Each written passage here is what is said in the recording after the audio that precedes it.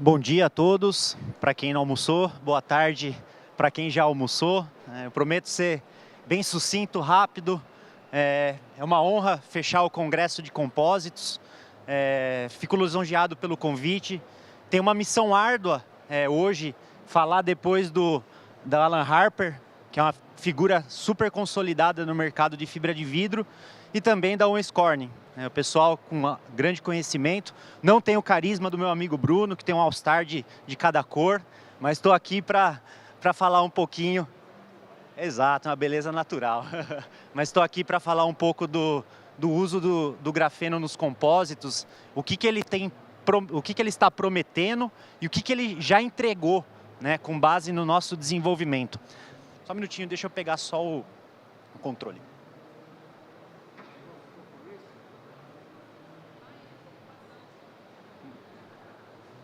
Só um minutinho que eu estou pegando o pen aqui para poder passar. Imagina, sem problema. Então, um breve sumário, tá? Do que eu vou falar aqui na minha apresentação. Então, quem que é a Texiglass, a linha de produtos e os setores de atuação, o que é o grafeno, que está tanto na moda, que a gente ouve falar tanto, né? Quais as suas vantagens e desvantagens. Vamos falar um pouco sobre o nosso desenvolvimento, que é um prepreg de fibra de vidro com resina epóxi, com adição de grafeno, com o objetivo de melhorar as propriedades desse compósito, né? Então, como eu disse, como que o grafeno pode contribuir com a melhoria dos compósitos e o que já se pode afirmar com base em resultados reais, tá? Então, quem que é a Texiglass? A Texiglass é uma empresa brasileira, sediada na cidade de Vinhedo, no interior do estado de São Paulo, fundada em 1986, fabricando prepregs de fibra de vidro com resina fenólica para o mercado de abrasivo. Tá? Depois dos anos 90, veio dois grandes eventos, um que foi a Embraer, com utilização de bastante material compósito em suas estruturas aeronáuticas, e depois, em paralelo, né, a Petrobras com as plataformas de óleo e gás, as tubulações já em compósitos. Tá? Então, hoje a Texiglass ela tem em registro mais de 600 desenvolvimentos realizados. Tá? Então, a Texiglass hoje tem mais de 500 artigos em linha. Tá? Então, a gente conta com a maior linha de reforços e opções da América Latina, e somos associados na Almaco, que é a Associação Latino-Americana de Materiais Compósitos, na SAMP, que é a Sociedade de Avanço de Materiais e Processos de Engenharia, que inclusive vai realizar o desafio acadêmico ao lado, daqui a pouco, e a Abfibra, que está na nossa frente aqui, que é a associação voltada ao uso de fibra de vidro na construção civil. Tá? Então, com bastante prazer, eu faço parte do conselho dessas associações, sempre buscando impulsionar a utilização e as boas práticas dos materiais compósitos. Então, falando da linha de produtos da Texiglass, basicamente a gente fabrica artigos têxteis impregnados de fibra de vidro, de fibra de carbono e aramida, tecidos tramados e multiaxiais, fitas, cordas, camisetas, fios roving, picados, torcidos, impregnados, e também tecidos, os prepregs, famosos prepregs, com resinas normalmente acrílicas, fenólicas, epóxis, entre outras. Então, nós somos uma fábrica de fato de reforços. Tá? Assim como a Owens Corning, que é uma grande fabricante de fibra de vidro, é uma fábrica de reforços, né? Nós compramos a matéria-prima, a fibra de vidro, e fazemos diversos artigos. Tá? Então, a gente trabalha muito junto nessa cadeia de valor da fibra de vidro. Então, é uma tecelagem de tecidos, de fitas, de retorção, texturização, acabamento em fios especiais, trançagem de cordas, camisetas, as famosas mangas, e impregnação de fios e cabos. Esses são os setores de atuação da Texiglass. Basicamente mobilidade e agronegócio, tá? Então a gente fornece material para indústria automotiva, indústria aeronáutica, indústria de trens, e por aí vai. E também a agronegócio, né, as máquinas agrícolas pesadas, tá? Também participamos bastante do mercado de energia, tanto na geração quando a gente fala em turbinas de usinas hidrelétricas, desculpe, pás de geradores eólicos, nacelles, spinners, também as estruturas para painéis solares também fazem parte da utilização das fibras. Na construção civil, cada dia mais, a construção civil vem usando material compósito. Um exemplo, como a própria Owens Corning colocou os vergalhões de fibra de vidro, mas gostaria de dar um outro exemplo, que são os laminados de fibra de carbono para reforço estrutural, né, de pontes que têm problemas estruturais, patologias, estruturas. A fibra de carbono ela é empregada justamente para esse tipo de aplicação.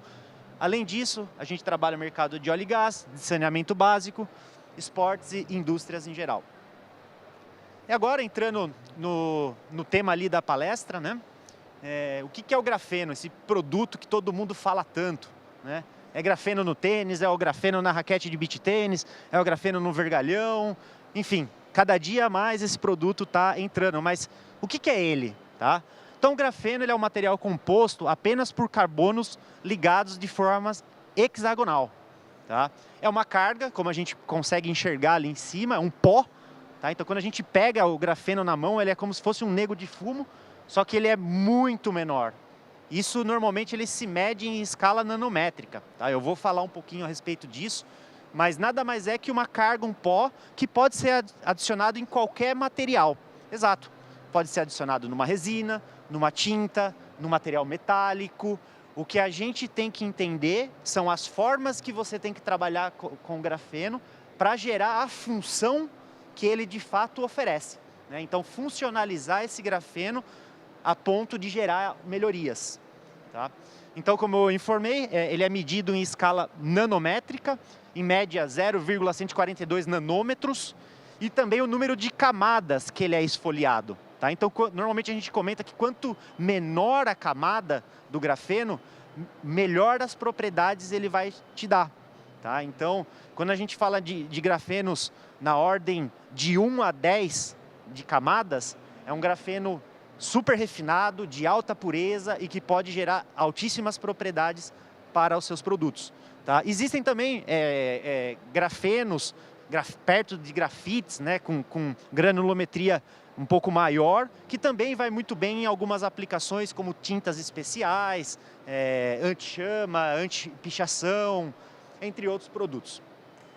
Então ele é um produto 97% transparente. Então assim, quando a gente olha lá ele todo aglomerado, ele é preto, porque ele é um carbono, tá? Mas quando ele disperso numa estrutura, por exemplo, numa membrana transparente, você praticamente não enxerga ele, porque ele é tão pequeno que realmente a olho nu é muito difícil. Mas existem técnicas para você entender se esse grafeno está funcionalizado, se ele está ligado camada por camada, uma por uma, mesmo sendo uma escala nanométrica. E para isso tem raio-x, espectroscopia de Raman, que pode dar essas respostas e garantir que esse grafeno está funcionalizado no seu produto. Então, falando ainda do grafeno, ele é um material extremamente leve e muito forte. Ele é o material de maior módulo Young existente. Para quem não sabe, módulo Young é o módulo de elasticidade, tá? Ele é 300 vezes mais forte que o aço. Acontece que a gente não consegue fazer produtos de grafeno. A gente consegue fazer produtos com grafeno. Existe uma grande diferença, porque o grafeno, como eu disse, ele é uma carga. Ele vai ser adicionado a alguma estrutura ou a algum produto para que tenha vantagens, melhorias com relação ao produto tradicional, tá? Então, algumas aplicações reconhecidas, já que estão no nosso dia a dia, tintas e revestimentos, como eu disse, anti-pichação, anti-chama, né? Baterias, tá? Então já tem uma nova geração de baterias bem finas que os carros esportivos, principalmente da Ásia, estão fabricando, justamente porque o grafeno, em contato com o lítio, consegue fazer uma estrutura super efetiva e leve, tá? Já dando um grande salto para a indústria de mobilidade elétrica, tá? Então, em breve a gente vai começar a ver os carros elétricos no Brasil, mas ainda com uma geração antiga de bateria, mais pesada. Mas também eu entendo que vai chegar essa curva desses carros mais atuais estarem no Brasil. As telas flexíveis, tá? Então isso a gente já vê no Brasil, na Ásia já tem há um certo tempo, tá? Mas as telas flexíveis elas só são possíveis por conta do grafeno, né? Porque ele é um material extremamente resiliente. Eu gosto de enfatizar que em 2021 eu tive num fabricante de grafeno na Ásia, cuja fabricação dele estava iniciando uma certa escala, tá? E o principal cliente deles era um fabricante de celular e de tela flexível, aonde se consumia em média 500 quilos de grafeno por mês, né? Quando a gente fala no material convencional, né, fibra de vidro, que a gente está acostumado, 500 quilos, né, é uma estrutura, né? Mas quando a gente fala 500 quilos de grafeno, vocês vão ver que é muito material de acordo com a utilização e a propriedade que ele te dá, né? Então, a grosso modo, quanto mais grafeno na formulação, é pior, tá? Então, quanto menos é melhor. E isso eu vou mostrar para vocês. Falando também um pouquinho das desvantagens. Falamos super bem do grafeno, mas também precisamos dar uma cutucada ali, porque é realmente nas desvantagens que a gente começa a encontrar grandes vantagens, oportunidades para se melhorar, para se estudar, tá? Então, uma grande dificuldade, uma desvantagem, é a obtenção desse grafeno de alta pureza e baixo número de camadas, tá? Então, existe uma concorrência muito grande já por esse grafeno, justamente porque tem indústrias que já estão usando um grande volume, e aqui hoje no Brasil ainda a gente não tem. A gente tem um grafeno que está evoluindo a cada dia, mas que ainda não tem um nível alto de pureza e um baixo número de camadas. Ele vai muito bem para fazer, como eu disse, para fazer uma raquete de beach tênis, para fazer um próprio tênis de corrida, um vergalhão para aumentar a compressão. Então, é justamente esse o ponto. Outro ponto, dificuldade da dispersão. É justamente por conta do número de camadas ser muito reduzido. Então, a tendência é que gere grumos. Então, entender como eu posso fazer essa dispersão, essa pré-dispersão antes de colocar o produto numa matriz polimérica é essencial para você ter as respostas e, se caso der algum problema, você consegue voltar no seu estágio original, tá? O alto custo ainda é um desafio, tá? Justamente porque no primeiro momento você coloca bastante produto, obtém algumas propriedades interessantes, como compressão, né? Você vai aumentar ali a rigidez do produto, então ele pode ir bem, mas quando você começa a encontrar nichos é um pouco mais complexo, né? Então, quando a gente trata de grafeno em qualquer produto, a gente está falando de um desenvolvimento de alto risco e de baixa maturidade tecnológica, né? Hoje a gente tem o que disponível? Artigos científicos. E a maioria desses artigos científicos não são do Brasil, tá? Então, quando a gente começa a estudar, começa um desenvolvimento, uma pesquisa, a revisão bibliográfica, ela é disponível, mas ainda fora do país. Então, essa é uma das dificuldades, porque a gente tem que buscar essas informações fora para servir como base para os trabalhos, tá? Como eu disse, quando usado em grandes proporções, reduz propriedades, tá? E grandes tempos de desenvolvimento. Esse trabalho que eu vou apresentar em seguida, tá? É um trabalho que a gente vem realizando há 4 anos e tem mais 2 anos, pelo menos, de trabalho, porque realmente é complexo, né? Principalmente na hora de entender a base, a dispersão, de como fazer a funcionalização dele. Então, é óbvio, né? Quanto mais tempo, mais dinheiro é necessário para isso. As grandes vantagens, aí realmente são os nichos que devemos atacar na hora de se desenvolver algo com grafeno. Redução de peso e impactos ambientais. Melhoria de propriedades mecânicas e térmicas. Flexibilidade e tenacidade, como a tela flexível, um grande exemplo. Lubrificação e repelência. como eu disse, as tintas, anti-pichação, aumento de resistência ao impacto. Hoje à tarde, meu amigo Rodrigo vai comentar a respeito de um trabalho muito interessante que ele vem fazendo também, adicionando grafeno, e que vai ser muito específico nessa área de impacto. Mas ali eu vou pincelar a respeito de cisalhamento e compressão, tá? Que é realmente onde a gente conseguiu encontrar algumas boas vantagens nesse momento. Então, assim, como é um produto que tem diversas vantagens, muitos desenvolvimentos ainda vão ocorrer, né? Então, a gente sempre bate nessa tecla para desenvolver, para ir atrás de linha de fomento, porque realmente ele garante boas propriedades, mas precisa ter realmente uma grande base, um grande respaldo. Então, esse é o trabalho que a Texiglass vem desenvolvendo, tá? É um prepreg de fibra de vidro com resina epóxi, com adição de grafeno na formulação. Tá? O objetivo desse trabalho é adicionar melhorias em compósitos convencionais. Tá? Então, a gente tem um compósito convencional e eu quero melhorar ele, né? E como que eu devo fazer isso? Primeira etapa foi, obviamente, a revisão bibliográfica, né? Que levou pelo menos 6 meses para a gente obter algumas informações de como fazer as análises morfológicas do grafeno e como fazer a dispersão em diversas proporções e formas, utilizando velocidade diferente da batelada, né? Ponteiras diferentes, forma de cisalhamento diferente, frequência de vibração diferente. Então, solventes diferentes para ver qual consegue manter a propriedade, qual reduz a propriedade. Então, nessa etapa, ficamos praticamente 1 ano e meio estudando em laboratório, amostra, até chegar e falar, bom, agora conseguimos pegar esse solvente, esse grafeno é disperso no solvente, e agora eu vou misturar com uma resina epóxi, para depois eu fazer o laminado, para depois fazer o compósito, né?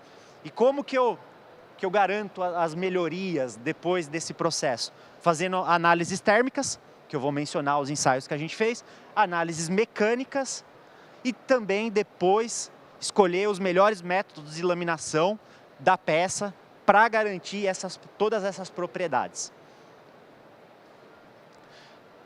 Então, aqui no desenvolvimento, indo um pouquinho mais a fundo, a gente tem 2 métodos de inserir esse grafeno no compósito.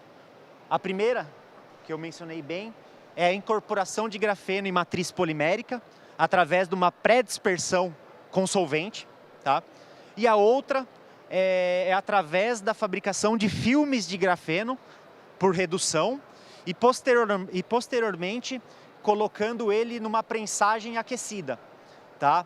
Então, esse é um dos trabalhos que a gente vem fazendo na hora de migrar esse grafeno da pré-dispersão para o laminado, tá? E também a gente vem estudando esses 2 processos, que é o de infusão de resina, obviamente, porque eu tenho já uma resina com grafeno, e a prensagem aquecida do filme, né?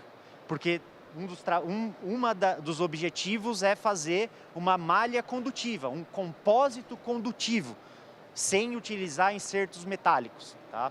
Então aqui, ó, para servir como base do próximo slide, a gente fez formulações com 1% de grafeno, 0,5% de grafeno, 1% de grafeno, e em todos esses daqui, nos ensaios de raio-x e Raman, a gente consegue ver a ligação dos carbonos, tá? Então, ele está perfeito, ou seja, existe uma malha condutiva. Agora, eu preciso ver se de fato, tenho vantagem em utilizar uma proporção alta de grafeno. Todos aqui me provam que sim, né? Tá tudo ligado, mas nos ensaios térmicos, nos ensaios mecânicos, é aí que eu entro na parte do que já se pode afirmar a respeito da utilização de grafeno em materiais compostos. Quando a gente fala em resistência à compressão, quando eu fabrico um laminado só de fibra de vidro e resina epóxi, eu tenho uma resistência à compressão de 240 megapascal. Quando eu adiciono 1%, Ao invés de eu melhorar, eu caio praticamente 20% na resistência à compressão. Quando eu uso 0,5%, fica elas por elas, ou seja, não vale a pena. Você vai gastar um produto super caro, que custa na casa de milhares de dólares o quilo, né? E, ou seja, você vai estar usando material desnecessariamente. Entretanto, quando a gente começa a falar em proporções de 0,1%, 0,01%, a gente começa a enxergar algumas melhorias. Principalmente quando a gente fala em 0,01%. Por que isso?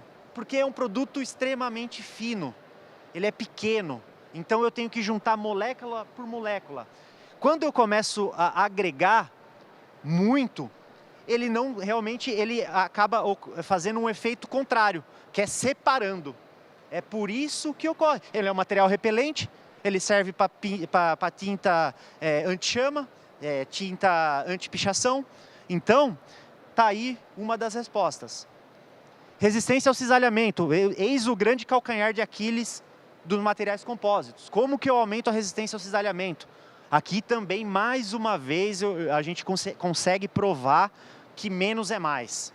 Quando a gente faz um laminado convencional, só de fibra de vidro e resina epóxi, você tem uma resistência ao cisalhamento mais ou menos de 40 megapascal. Quando a gente coloca 1%, cai pela metade também, vai para 21 megapascal. Quando eu coloco 0,5%, também metade, ou seja, não vale a pena. Não vale a pena usar 0,5%, 1%, nesse caso aqui, nesses casos, tá? E quando a gente começa a falar de 1%, 0,05%, 0,01%, a gente começa a encontrar vantagens, tá? Para quem não está familiarizado com o cisalhamento, basicamente é o escorregamento das camadas. Então o grafeno ele ajuda a melhorar essa resistência interlaminar, tá? Que é de fato o calcanhar de Aquiles do compósito. Então aqui, novamente, tivemos que estudar 0,1, 0,05 e 0,1% para entender a diferença, mas basicamente estão iguais, tá? É aí que realmente a gente tem que começar a vislumbrar, porque isso pode reduzir drasticamente a espessura das camadas, tá? Porque às vezes a gente tem que aumentar muito o compósito para garantir rigidez, né? E nesse caso, isso aqui mostra que realmente menos é mais, tá? E quando a gente fala a respeito de análises térmicas, né? Nós realizamos esses 4 ensaios, que é o de TGA, de DSC, DMA e TMA, que são análises puramente térmicas de reação, de TG, de reatividade, tá? Então essas análises térmicas demonstram melhorias nas propriedades térmicas, principalmente na inércia de cura, tá? Então quando você precisa atingir uma determinada TG, você precisa respeitar aquele ciclo de cura que o fabricante colocou no manual, né? 5 horas a 120, mais 10 horas a 150 graus, tu vai atingir ali a TG de 145. Simulando um sistema convencional e depois adicionando alguns percentuais de resina, a gente consegue encurtar esse tempo para chegar na TG, tá? A gente não elevou a TG. A gente não aumentou a especificação da resina com relação à propriedade térmica mesmo, quanto que ela resiste termicamente. Mas, na verdade, a gente melhorou o espaço de tempo para chegar naquela propriedade. Tá? Esse é um ponto interessante, porque ao invés de você ficar limitado em algumas peças por dia, você pode fazer uma quantidade maior. Tá? E aqui, eu sempre finalizo as minhas apresentações falando sobre os pontos de sucesso dos materiais compósitos. Então, para cada material, para cada produto, ele tem que ter o seu desenvolvimento adequado, no tempo adequado, principalmente quando o nível de maturidade tecnológica é baixo. Temos que respeitar cada uma das etapas do desenvolvimento. Existem muitos vales da morte que a gente tem que vencer nessas etapas. E se caso a gente pule uma etapa e depois encontre algum erro, depois você precisa voltar antes desse Vale da Morte para provar se dá certo, ou seja, fica mais custoso. Aquilo que você imaginava que ia ficar barato, pulando etapa, na verdade você acaba até destruindo um projeto, né? Otimização de processos e materiais, atrelada à redução de peso e aumento das propriedades. Ali o grafeno ele mostra um grande potencial nesses dois pontos. E também com relação a uma cadência produtiva adequada. Então o aumento da inércia de cura da resina melhora esse ponto aqui. Tá? E o tripé de sucesso de qualquer material compósito, tá? Produtividade atrelada a custo e performance. Sem isso, de fato, é difícil parar em pé um projeto de material compósito. Então, eu agradeço novamente a Feiplar pelo convite, gostaria de me colocar à disposição para responder perguntas e também fazer um convite para visitar o nosso stand aqui na Feiplar, que está aqui no D17, é só ir reto aqui. Muito obrigado. Alguma pergunta para o Luiz? Só porque eu falei da All-Star.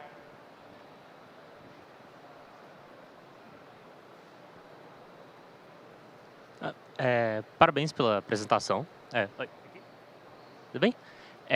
Eu estava querendo fazer uma pergunta porque você comentou da inovação que é o grafeno. Atualmente, com relação a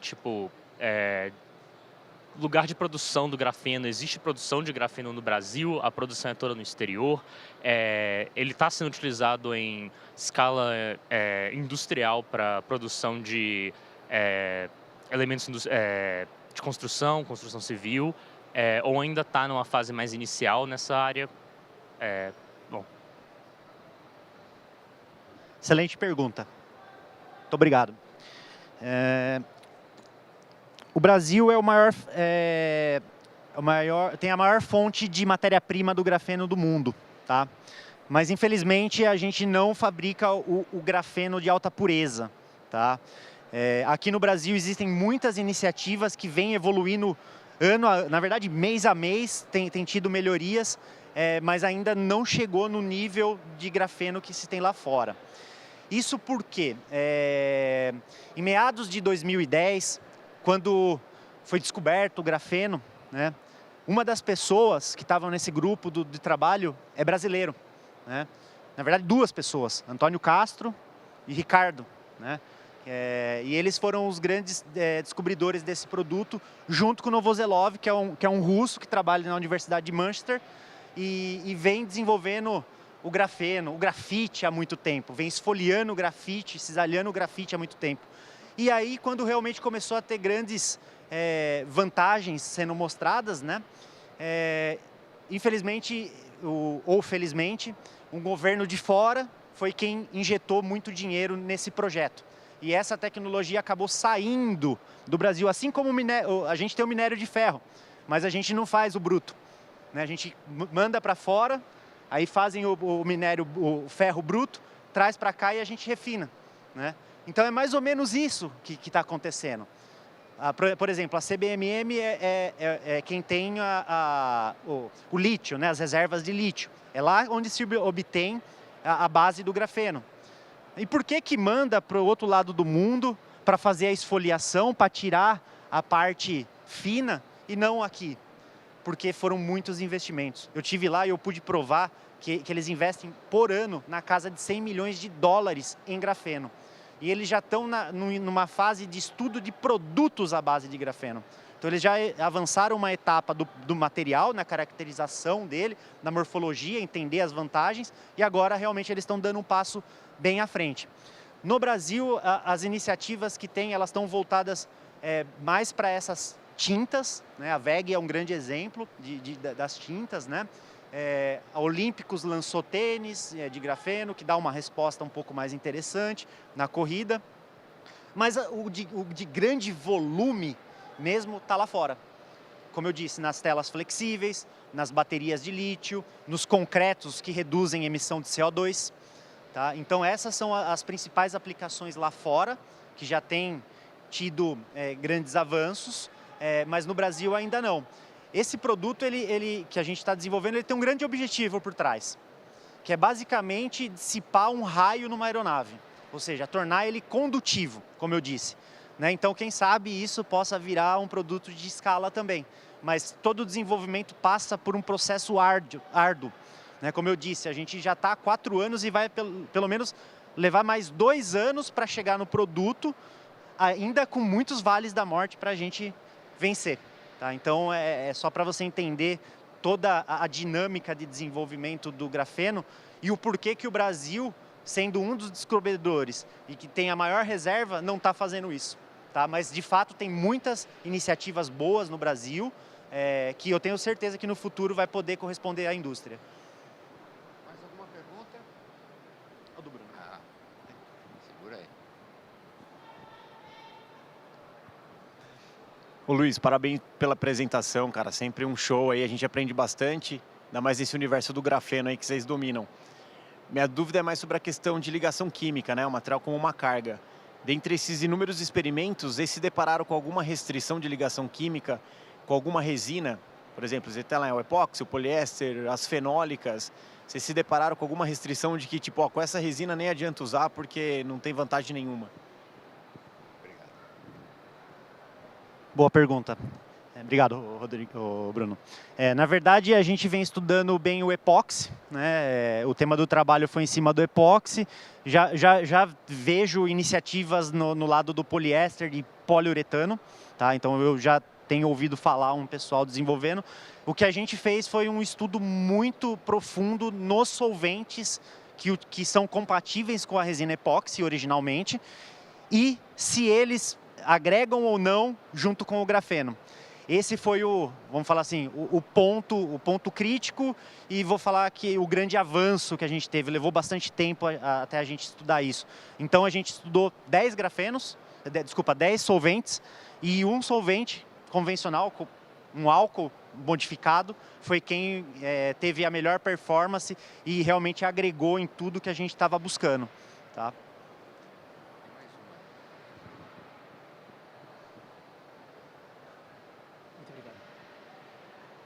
Bom dia, gostei muito da apresentação. Eu fiquei com uma dúvida em relação ao grafeno, quando ele é aplicado em si, já a resina e com ele para o material, em relação a onde ele fica, se ele se mantém aderido na fase matricial ou se ele acaba se aderindo à própria fibra também, gerando esses interstícios, ou fiquei um pouco curioso sobre isso. Ótima pergunta, obrigado. Realmente ele penetra no... Porque assim, normalmente quando a gente faz uma laminação, a resina ela penetra, ela pode penetrar por indução de um vácuo, né? E aí por capilaridade ela de fato penetra nas fibras.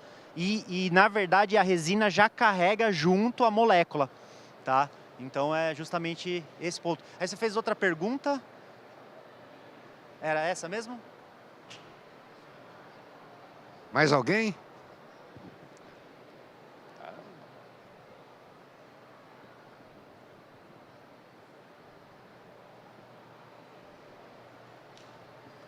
Ô Luiz, beleza? Parabéns pela apresentação. Eu sou o Kelvin da ZF, a gente tem uma parceria aí.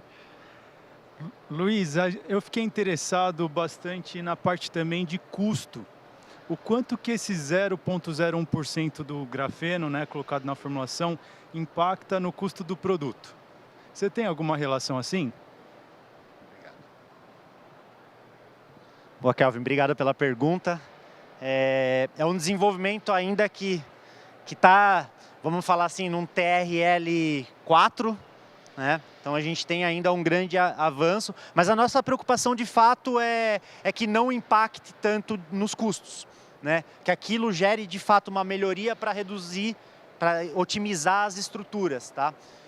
Como eu disse, o grafeno ele custa em média aí $1.000 o quilo, né?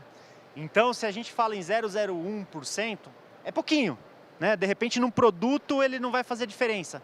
Mas o grafeno, primeiro ele precisa fazer uma pré-dispersão, né? E essa pré-dispersão é com solvente, então já é um processo inicial e um processo longo. Depois ele passa aí sim para laminação, que aí no caso é o teu produto. Então, basicamente é o custo do produto e um pouquinho do processo e margem.